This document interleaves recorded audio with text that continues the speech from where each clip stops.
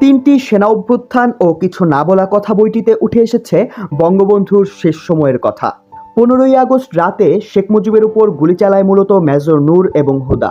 ভোর প্রায় 5:50 বঙ্গবন্ধুর ঘরে ছিলেন তিনি সহ বেগম মুজিব, শেখ জামাল, শেখ রাসেল, সুলতানা কামাল ও রোজি জামাল। বন্ধ দরজার বাইরে দাঁড়িয়ে ঘাতকরা।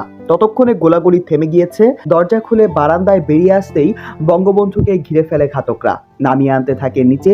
সিঁড়ির মুখে মেজর হুদাকে দেখে বঙ্গবন্ধু চিৎকার করে ওঠেন, তোরা কি চাস? তোরা কি আমাকে মারতে চাস? মেজর হুদা বলে, আমি আপনাকে নিয়ে যেতে এসেছি। বঙ্গবন্ধু বলেন, তুই আমাকে মারতে চাস? কামাল কোথায়? তোরা কামালকে কি করেছিস? উত্তরে হুদা বলে, স্যার, কামাল তার জায়গাতেই আছে, আর আপনি তুই তুই করে বলবেন না। আপনি বন্দি, চলুন। এবার গর্জে উঠলেন বঙ্গবন্ধু, কি তোদের এত সাহস? পাকিস্তান আর্মিরা আমাকে মারতে পারেনি।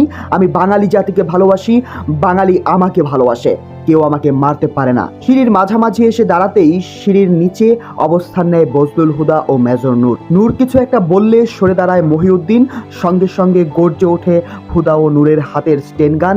18টি গুলি ঝাঁঝরা করে বঙ্গবন্ধুর বুক ও পেট। বিশাল দেহী মানুষটি ধপাস করে পড়ে যান সিঁড়ির ওপর। বঙ্গবন্ধু তখন মৃত। তার বুকের রক্তে ভেসে যায় সিঁড়ি। সিঁড়ি বেয়ে নিচে নামে রক্তের স্রোত।